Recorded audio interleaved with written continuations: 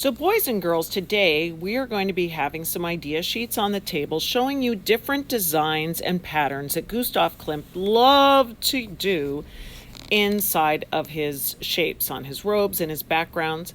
Now, I've collected a couple of different colors of gold and silver and other metallic colors for you to use, and I made these stamps for you so that you can brush the paint onto each one of the shapes, and then you can stamp it, pushing it down onto your paper. Now here, I'm actually putting some of the triangular shape stamps together to make a design, but I can keep filling my paper like this, or I can move on to another large stamp.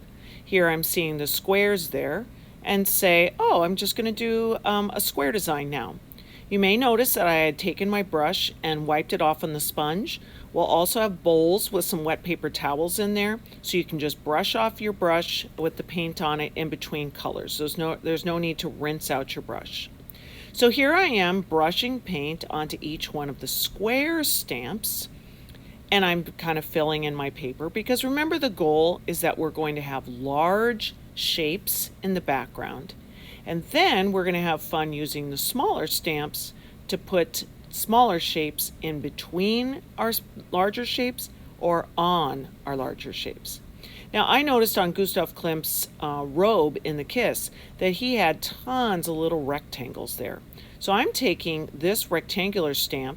I already did it with a silver color. Now I put white on that same stamp and put it down. Now I'm going to pick up some gold and put it on the same stamp and put that down. So remember, you can use the same color on a stamp and repeat it, or you can do like this, where you put a different paint color on your stamp every time you use it. Whatever brings you joy. Now, I'm going to be using one more large stamp. I'm going to use this circular one. I'm putting some copper on there, and I'm just sort of filling in some of my larger spaces that are blank. Also notice that sometimes I take the brush to kind of touch up the shape if it doesn't come all the way through. You may gladly use it that way as well. Now that my large shapes are on there, I'm going to transition to my smaller shapes, and I'm going to be thinking about where can I put these? Can I put them in a shape? Can I put them in between a shape? Now I'm using this little triangular one where I'm using some gold paint, and I'm fitting that triangle in between some spaces just like this.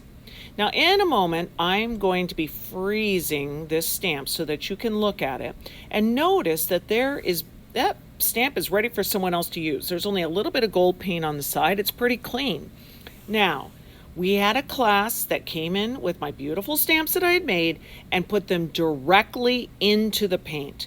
They got all gobbed up. Then some of them proceeded to use a ton of paint and put it all over the edge and completely make those stamps very difficult and gross to use. We had to go and clean every single one of those stamps in between the class. It was very discouraging, and it made me not want to try and get cool supplies for you guys to use.